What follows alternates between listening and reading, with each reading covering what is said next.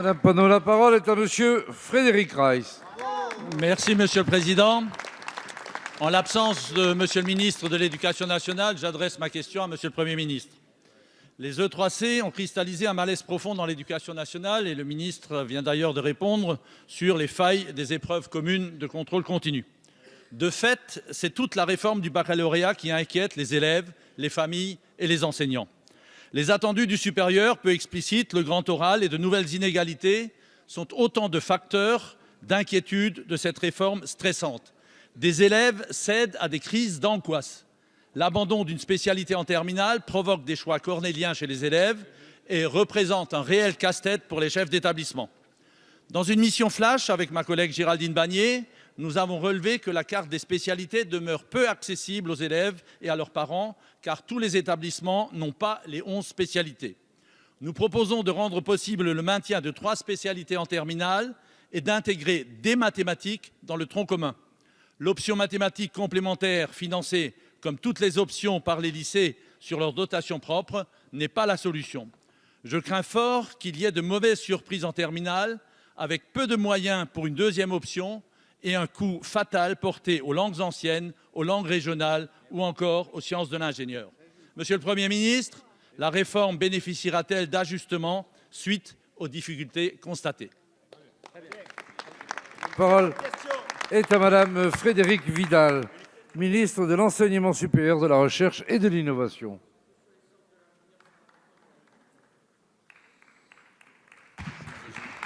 Merci, Monsieur le Président, Mesdames et Messieurs les députés, Monsieur le député Frédéric Reiss.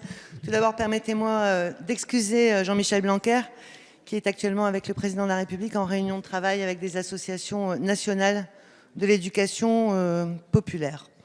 Vous interrogez le ministère de l'Éducation nationale sur la réforme du bac et en fait, je voudrais ici rappeler ce qui a guidé toutes les transformations que nous avons menées conjointement avec Jean-Michel Blanquer.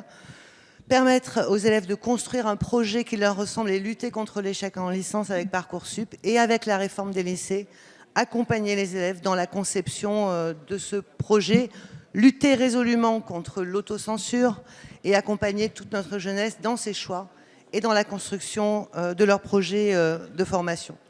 Dans cette perspective, vous le savez, un bac couperet, un bac bachotage, n'avait pas de sens. C'est pourquoi du contrôle continu a été introduit dans les épreuves de baccalauréat et je pense que c'est effectivement quelque chose d'essentiel, de très important, de même que le grand oral qui, en réalité, permettra que chacun des futurs bacheliers soit capable de prendre la parole en public et je crois que c'est essentiel pour tout le monde. Les séries d'épreuves de contrôle continu ont eu lieu. Parfois, elles ont été perturbées, mais uniquement là où certains avaient décidé de mettre le désordre. Elles sont aujourd'hui quasiment terminées. Il ne reste que 5% de ces épreuves qui doivent encore être passées. Est-ce à dire qu'il n'y a pas des inquiétudes légitimes? Bien sûr que non.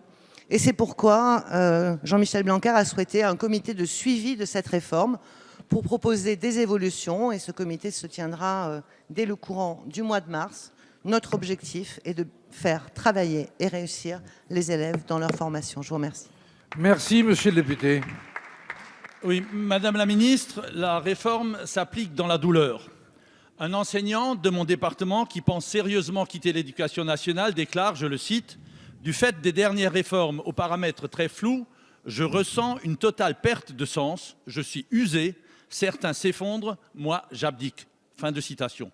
Madame la Ministre, il est temps de redonner le moral à ces enseignants qui se dévouent corps et âme pour notre jeunesse et la réforme des retraites ne contribue pas à les rassurer.